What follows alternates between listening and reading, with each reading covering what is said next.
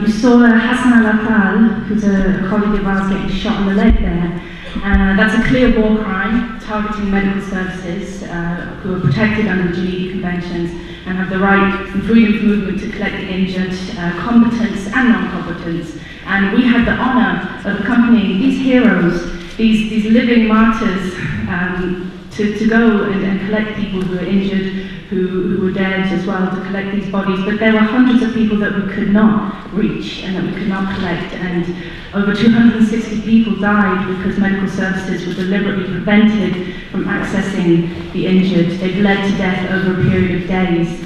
And you can see what happened to Hassan. Actually, Hassan's wife was very happy that he got shot in the leg, because that took him out of action, that took him out of the field, and he was then safe-ish at home in Khan Yunis. But 16 medical rescuers did not make it in those 22 days. They were deliberately targeted and they were killed by the Israeli occupation forces. That's 16 in 22 days.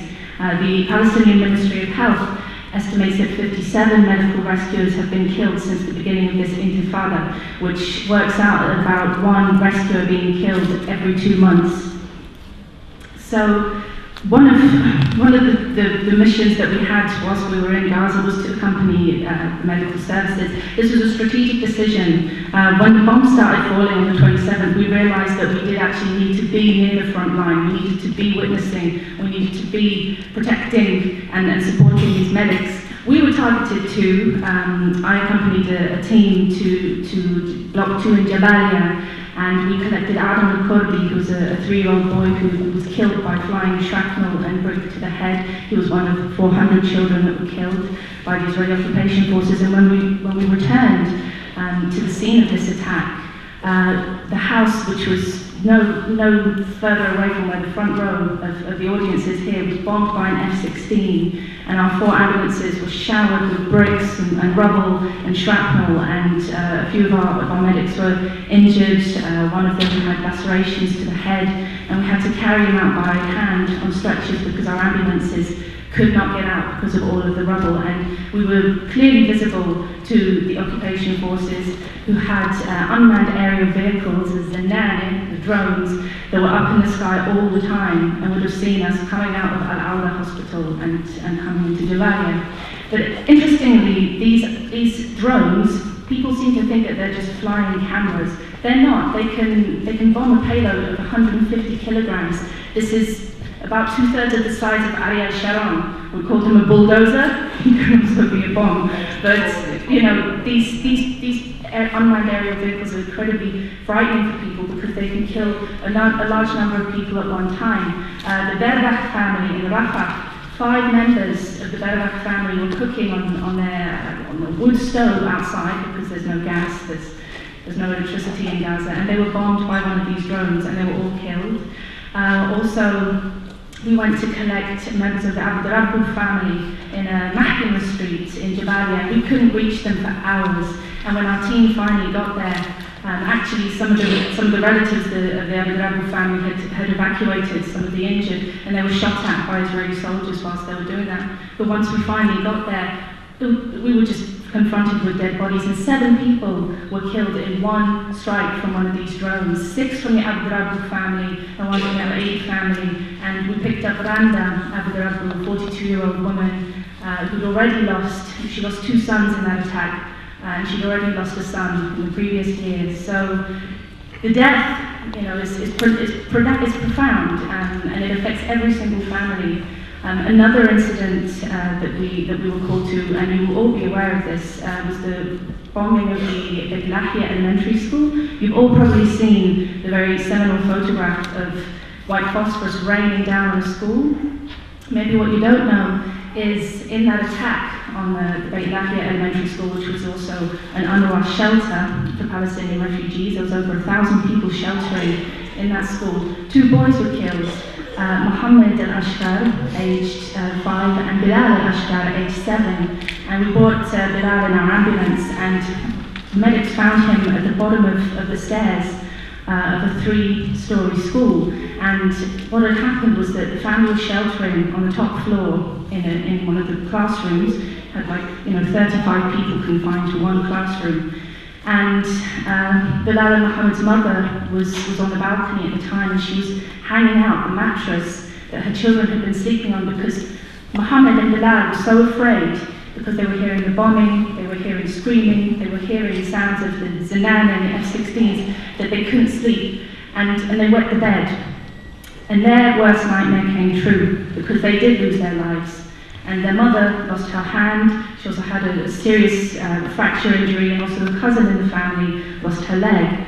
So when you look at that image and you see people running through the white phosphorus, there are dead people at the end of that. So, I mean, I want to say that what we heard from a lot of people in Gaza all the time, which is a sort of statement of Samud, it's a statement of resilience and steadfastness, was ta'awadna. People always say this, we're used to it. People have had their homes demolished not once, but twice, maybe 3 times. They've lost members of their family numerous times, and it's an act of resistance in a way to say ta'awadna, but it's also not actually true, because people say it, but people are very deeply traumatized by the ferocity and the intensity of Gaza. Obviously, it was just an intensification of an existing policy of ethnic cleansing and massacre that people in Palestine are no strangers to, but it really did horrify people.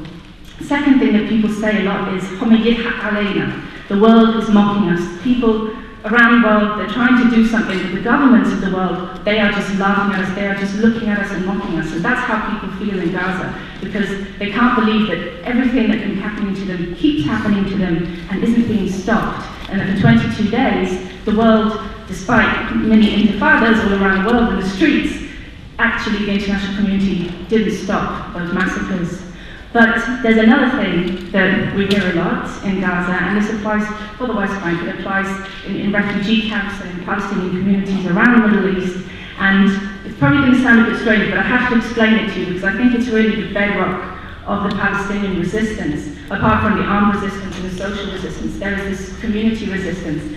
And the saying is, "Min dar min anta," and this is what people say to you in refugee camps between Palestinians. It means, from which family are you? From which home are you? And you can actually respond, okay, I'm from the Dar al-Samuni, or I'm from the Dar al-Rifi, and it means something. This is a family. We're talking about a family. Yes, Fatah, Hamas, different factions, but in one family, you can find every single faction represented, and the fact that you can kind of locate people and understand people along the lines of family just shows you how tightly knit this community is, which is why the Israeli occupation, the Zionist movement, is attacking civilians and attacking those structures, those very strong family bonds, to try and rip apart the Palestinian community, because the resistance is the community. That's why they're building walls, that's why they're building this zone, this buffer zone in the West Bank of free trade zones to try and enslave people into wage slavery and wage labour as some kind of way of trying to make people forget their national issues. So,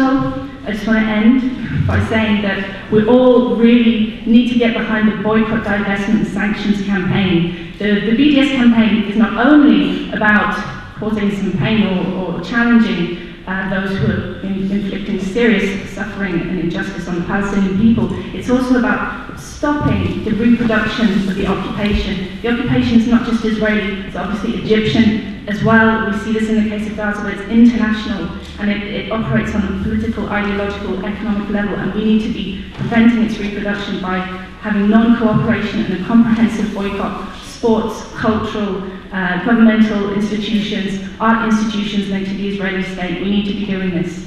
So, thank you, and thanks to Samak. Oh, and one last thing, I'm so sorry. Please buy this book.